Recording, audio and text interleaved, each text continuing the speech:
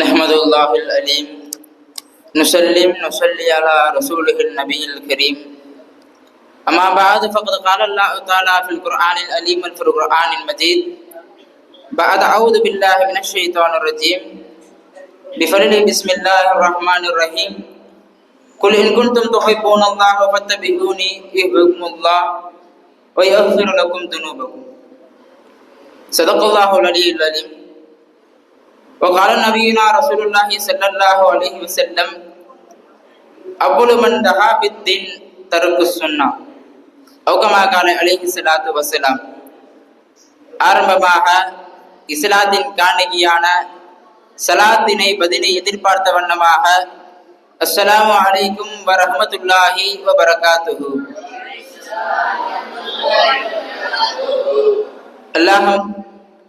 அல்ஹம்துலில்லாஹ், அல்லாஹுவின் மகத்தான கிருபையினால் வாரந்தோறும் நம்முடைய நஃப்ஸுகளை சீர்படுத்தும் விதமாக பல்வேறு விதமான தலைப்புகளின் கீழ் பல்வேறு விதமான விஷயங்களை கேட்டுக்கொண்டு வருகின்றோம்.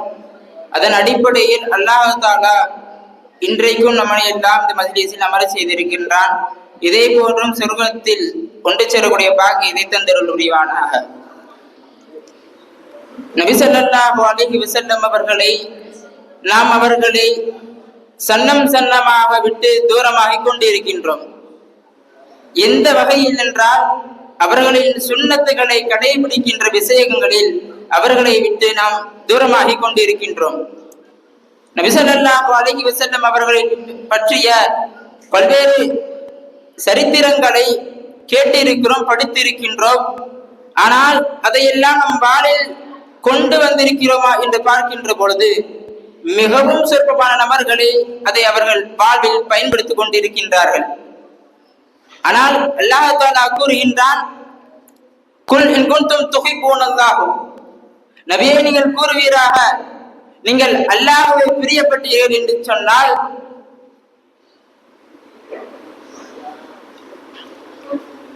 தபியூனி, என்னை பின்பற்றுங்கள், அல்லாஹ் உங்களை நேசிப்பான், அது மட்டுமல்லாமல் உங்கள் பாவங்களை மன்னிப்பான் என்பதாக சொல்லுகின்றான்.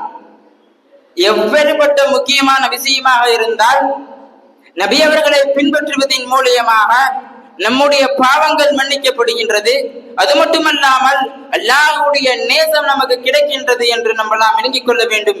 பெரியார்கள் சொல்கின்றார்கள், நபி ஸல்லல்லாஹு அலைஹி வஸல்லம் அவர்களுடைய சுன்னத்தை கடைபிடிப்பதுதான் விலாயத்தின் உச்சகட்டம், கராமத்தின் உச்சகட்டம் என்பதாக சொல்லி காட்டுகின்றார்கள். ஒரு பெரியாரிடம் ஒருவர் பல்லாண்டு காலமாக பணி செய்து வந்து கொண்டிருக்கின்றார். ஆனால் அந்த பெரியாரிடத்திலிருந்து எந்த விதமான கராமத்தையும் அவர்கள் பார்க்கவில்லை.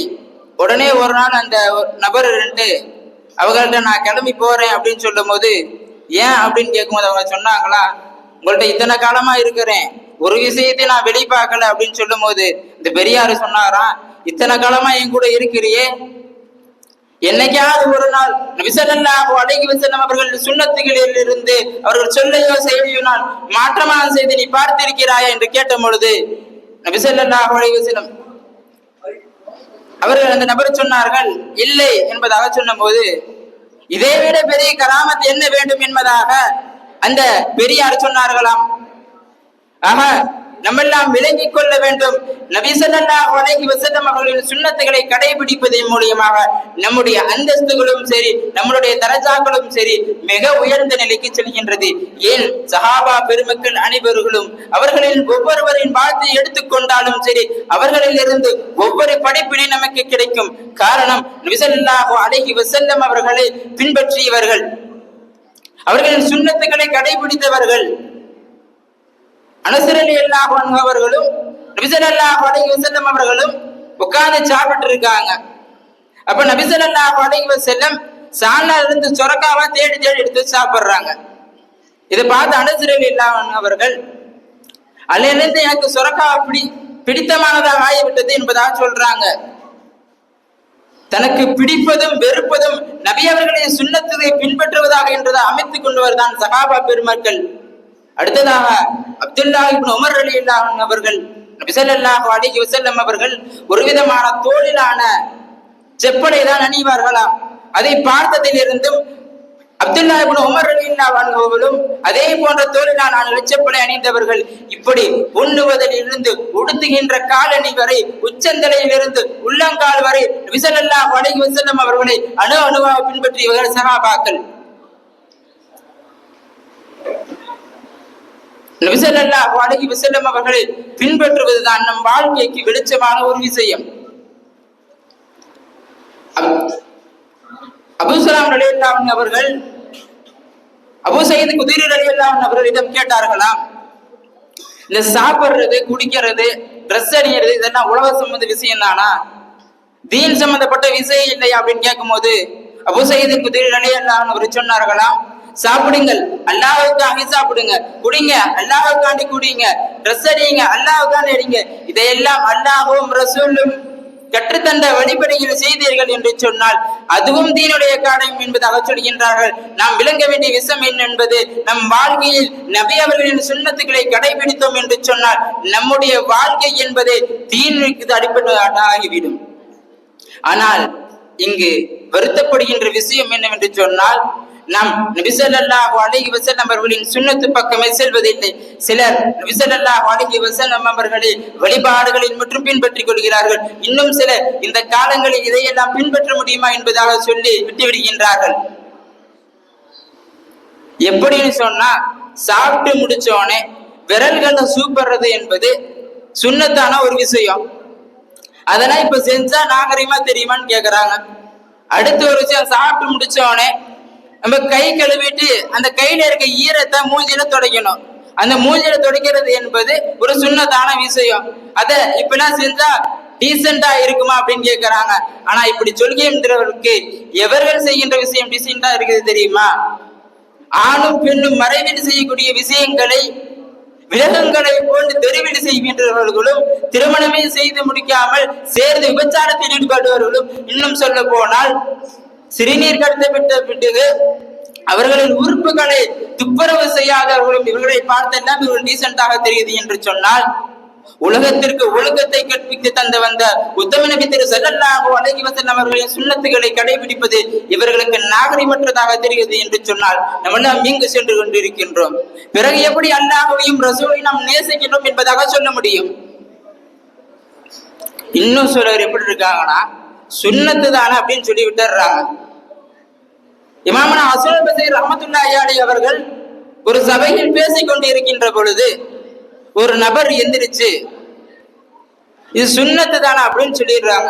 உடனே ஹஸன் பஸரி ரஹ்மத்துல்லாஹி அவர்கள் சொன்னார்களாம், நீங்க இருந்து வெளியே போகும், வாயில குஃபருடைய வாடை அடிக்குது என்பதாக சொன்னார்களாம். சுன்னத்து தான் என்று சொன்னதற்கு குஃபருடைய நெருக்கத்தன்மாக பாவம் அமைகிறது என்று சொன்னால் சுன்னத்தை பொடுபோக்காக விடுவது நமக்கு எவ்வளவு பெரிய மோசமான விஷயம் என்பதை நம்மெல்லாம் விளங்கிக் கொள்ள வேண்டும். நம் நபி பெருமானார் ஸல்லல்லாஹு அலைஹி வஸல்லம் அவர்களின் சுன்னத்துகளை இரண்டு வகையாக பிரிக்கலாம். ஒன்று, அதை பின்பற்றினோம் என்று சொன்னால் நமக்கு நன்மை கிடைக்கும், மாறாக அதை பின்பற்றாமல் விட்டால் நமக்கு தீமை கிடையாது. உதாரணத்துக்கு சொன்னா, நபி ஸல்லல்லாஹு அலைஹி வஸல்லம் அவர்கள் தூங்குகின்ற பொழுது வலது பக்கம், அதாவது ரைட் பக்கம் திரும்பி படுப்பாங்க. இதை பின்பற்றணும்னு சொன்னா நமக்கு நன்மை கிடைக்கும். அதற்கு மாறாக இடது பக்கம் திரும்பி படுத்தோம்னு சொன்னா தீமையெல்லாம் ஒண்ணும் கிடையாது, சுன்னத்தை விட்டு இது வந்துடும். இரண்டாவதாக, நபி ஸல்லல்லாஹு அலைஹி வஸல்லம் அவர்களின் சுன்னத்தை பின்பற்றினோம் என்று சொன்னால் நமக்கு நன்மை இல்லை, ஆனால் அதை விடுவதன் மூலமாக நமக்கு தீமை கிடைக்கின்றது. எப்படி? நபி ஸல்லல்லாஹு அலைஹி வஸல்லம் ஆடை அணிகின்ற பொழுது, அதாவது கீழ் ஆடை அணிகின்ற பொழுது கரண்டை காலுக்கு மேல் அணிவார்கள்.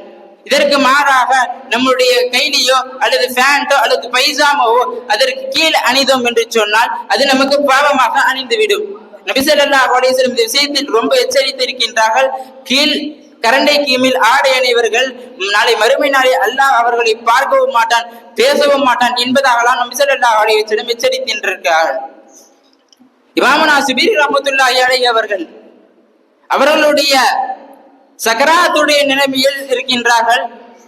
அப்பொழுது அவர்களுடைய பணியாளர் கூப்பிட்டு தொழுகைக்கு எப்படி ஒழுவு செய்வோமோ அது மாதிரி ஒழுவு செஞ்சு விடுங்கன்னு சொல்றாங்க. அதே போன்று அந்த பணியாளர் அப்படி ஒழுவு செஞ்சுட்டு இருக்கும் போது அந்த பணியாளர் என்ன பண்ணினாரு, தாடிக்கு மசாஜ் செய்யற சுண்ணத்தை மறந்துடுறாரு. ஆனா ஜிப்ரீல் ரஹ்மத்துல்லாஹி அவர்களுக்கு ஞாபகம் வந்து அவர்களுடைய கையை பிடித்து இந்த தாரிக் மசஹ் என்ற சுன்னத்தை செய்ய வைக்கிறாங்க. அந்த நிமிடமே அவர்களுடைய உயிர் பிடிக்கின்றது. காரணம், அவர்கள் வாழ்நாள் எல்லாம் அந்த சுன்னத்தை கடைபிடித்தார்கள். அல்லாஹ் ஜல்ல ஷானஹு தஆலா அவருடைய சக்கராத்துடைய நிலைமையிலும் அந்த சுன்னத்தை கடைபிடிக்க வைத்தார்.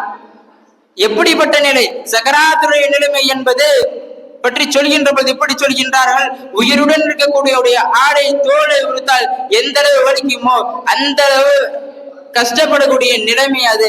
அப்படிப்பட்ட நிலையிலும் ஒரு சுன்னத்தை கடைபிடிக்கின்றார்கள் என்று சொன்னால் எந்த அளவிற்கு ஒரு முக்கியமான விஷயம் என்பதை நாம் எல்லாம் விளங்கிக் கொள்ள வேண்டும். அன்பு குறித்தானவர்களே, நம் சுன்னத்தை சரிவர செய்து வர வேண்டும். கடைசியாக ஒரு விஷயத்தை மட்டும் சொல்லி முடிக்க ஆசைப்படுகின்றேன். மிகவும் முக்கியமான ஒரு விஷயம், நம்முடைய இஸ்லாமிய இது என்பது மிகவும் குறைந்த நிலையில் தரைமட்டமாக செய்து கொண்டிருக்கின்றது. ஸல்லல்லாஹு அலைஹி வஸல்லம் அவர்கள் சொன்னார்கள், அவ்வளவு மன் தஹாபத்தீன், இஸ்லாம் அழிவதற்கு ஒற்றைய காரணம். எப்படிப்பட்ட விஷயம்? இஸ்லாம் அழிவதற்கு ஒற்றைய காரணம் நபி ஸல்லல்லாஹு அலைஹி வஸல்லம் சொன்னார்கள், தர்கு சுன்னா, சுன்னத்தை விடுவது என்பதாக சொன்னார்கள். என்றால் எப்படிப்பட்ட முக்கியமான விஷயம் இந்த சுன்னத் என்பதை நம்ம எல்லாம் விளங்கிக் கொள்ள வேண்டும். அன்பிற்கு குறித்தானவர்களே, வரக்கூடிய காலங்களில் சுன்னத்துகளை கடைபிடித்து ஜன்னத்தின் நபி ஸல்லல்லாஹு அலைஹி வஸல்லம் அவர்களை கரம் பிடித்து வாழக்கூடிய பாக்கியத்தை வல்ல ரஹ்மான் உங்களுக்கும் எனக்கும் நம் சார்ந்த அனைவர்களுக்கும் வாழக்கூடிய தௌஃபீக்கை தந்தருள் புரிவானாக. வ ஆகிரு தஅவானா அல்ஹம்துலில்லாஹி ரப்பில் ஆலமீன். அஸ்ஸலாமு அலைக்கும் வரஹ்மத்துல்லாஹி வபரகாத்துஹு.